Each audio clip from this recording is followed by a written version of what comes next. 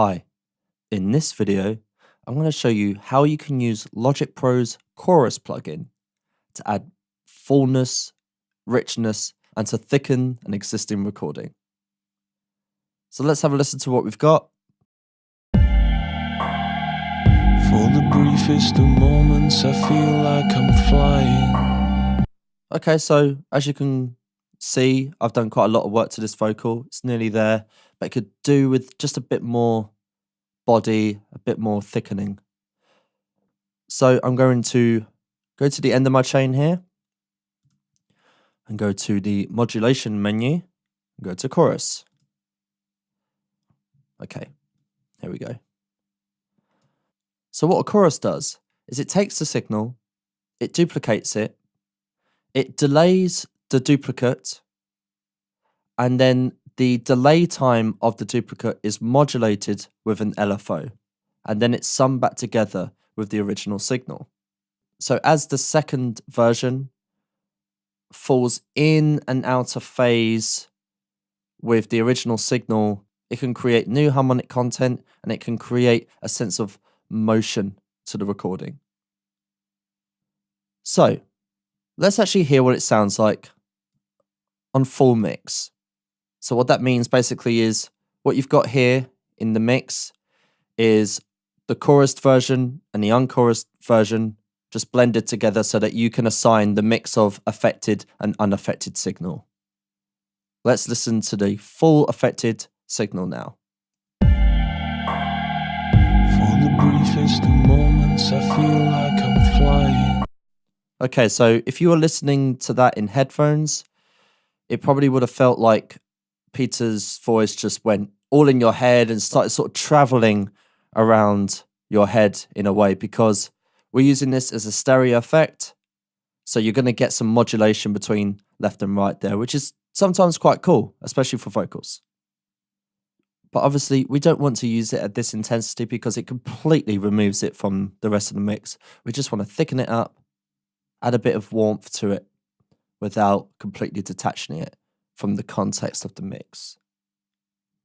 Okay, but I'm going to leave it on at 100% for a minute as I refine the rate and the intensity.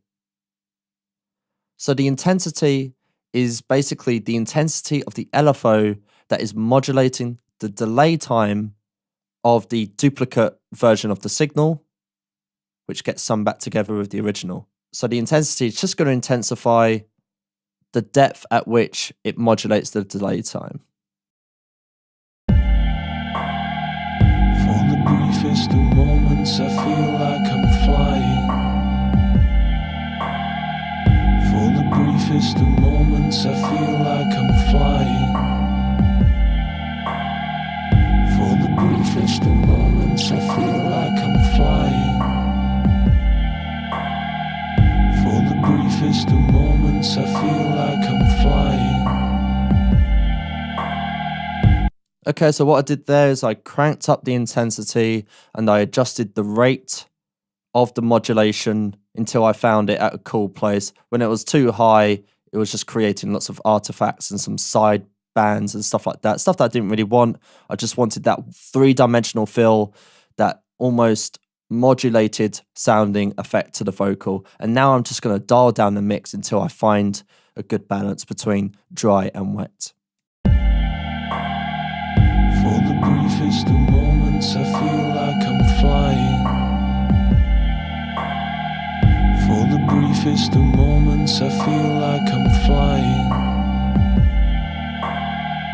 For the briefest of moments, I feel like I'm flying. For the briefest of moments, I feel like I'm flying. So far I actually think that the effect, artistically speaking, kind of works with the vocal, in this style of vocal at least. For the briefest of moments, I feel like I'm flying. For the briefest of moments, I feel... I could still hear a bit too much wobble in there, so I dialed down the intensity a bit. For the briefest of moments, I feel like I'm flying. For the briefest of moments, I feel like I'm flying.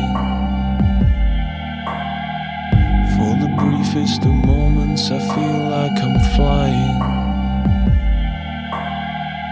For the briefest of moments I feel like I'm flying. Great, so we're nearly there. I've just refined a few of the parameters until it gave the vocal a sense of body, a sense of thickness, and it actually helped it just sit in the mix ever so slightly better, because without it, you can actually notice when I turn off the chorus plugin that it seems to just pop out and detach a little bit from the mix. For the briefest of moments I feel like I'm flying. With it on, it seems to just sit, be in the mix as opposed to popping at the top of it and being somewhere above it in some ways. So that's how we can use chorus to add a bit of warmth, to add a bit of richness to a recording, and also help it just sit in the mix ever so slightly better. Thanks for watching, and I'll see you in the next video.